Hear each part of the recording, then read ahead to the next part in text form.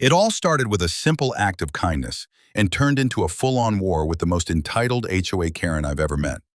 See, I own a large ranch with a private lake. Been in my family for over 60 years. It's my peaceful escape from the world. No noise, no traffic, just trees, birds, and water. I've always kept it private, never allowed public access, and made that crystal clear with signs and fences. But apparently, one of my new neighbors, Karen, who recently bought a lot nearby through the HOA, didn't get the memo. Or maybe she did and just didn't care. One day I saw a group of people setting up fishing gear on my lake dock. I walked over politely and asked what they were doing.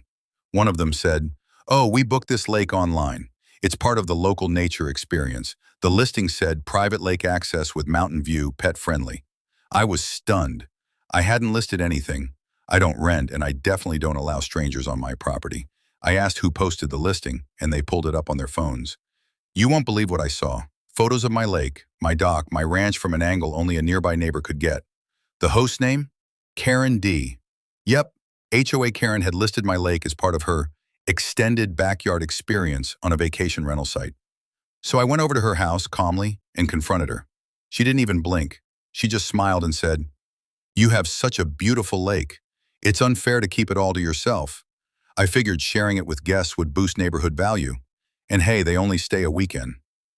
I told her in no uncertain terms that the lake was private property and she was illegally profiting off it.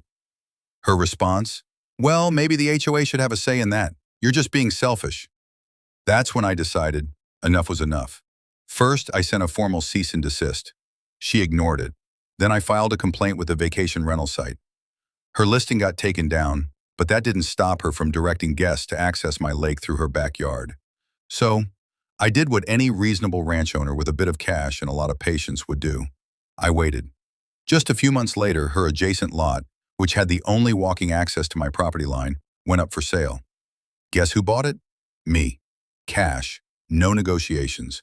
2 days after closing, I built a privacy fence, 10 feet tall, with a sign, "Private property, no trespassing. Violators will be prosecuted." Karen showed up, yelling at the contractors, screaming about community rights, and how she had bookings lined up. I calmly handed her a copy of the deed and said, "Not anymore. You've just lost lake access, permanently." The cherry on top? I reported her to the HOA for unauthorized commercial activity. Turns out, she wasn't even allowed to rent out her home short-term. She got fined. Twice. Now, she avoids me like the plague. And me?